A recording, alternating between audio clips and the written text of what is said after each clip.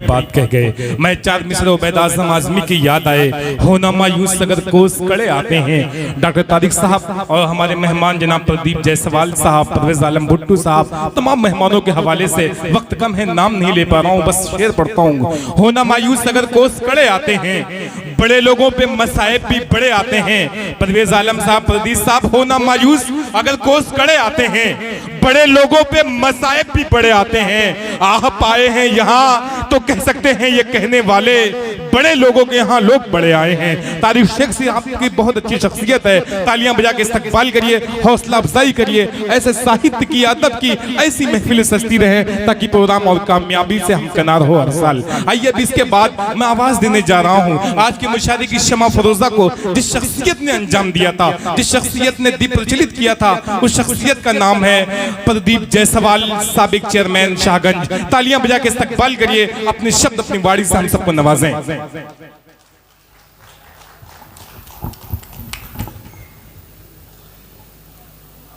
All India मुशायरा और कवि सम्मेलन का सफल संचालन कर रहे संचालक महोदय, आज के कार्यक्रम में के संयोजक के रूप में डॉक्टर तारिक शेख जी, हमारे मित्र परवेज आलम भुट्टो जी, और मैं बहुत देर से, जैसा आपने कहा कि 13 तारीख से बैठे हैं और 14 तारीख आ गया, हम लोगों ने इस महफिल को संभालने के लिए बड़ा ही अपना कीमती वक्त दिया है। आपको पता है कि परसों 15 अगस्त है और स्वतंत्रता दिवस के उपलक्ष्य में ही डॉक्टर साहब ने इस कवि सम्मेलन का आयोजन किया था। इस कवि सम्मेलन में आपने देखा होगा कि हिंदू मुस्लिम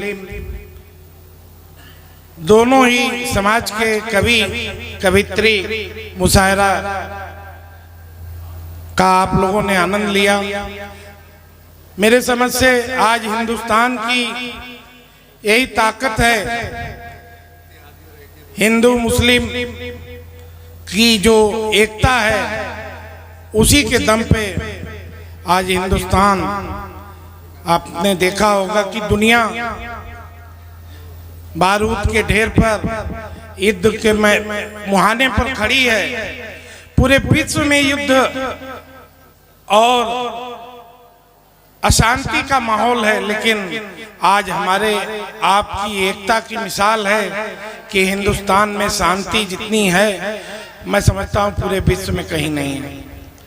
तो इस मिसाल को कायम करते हुए आने वाले 15 अगस्त को हम अपनी स्वतंत्रता दिवस मनाएंगे और यह संदेश देने का काम पूरे विश्व को करेंगे कि हिंदुस्तान का रहने वाला हिंदू मुसलमान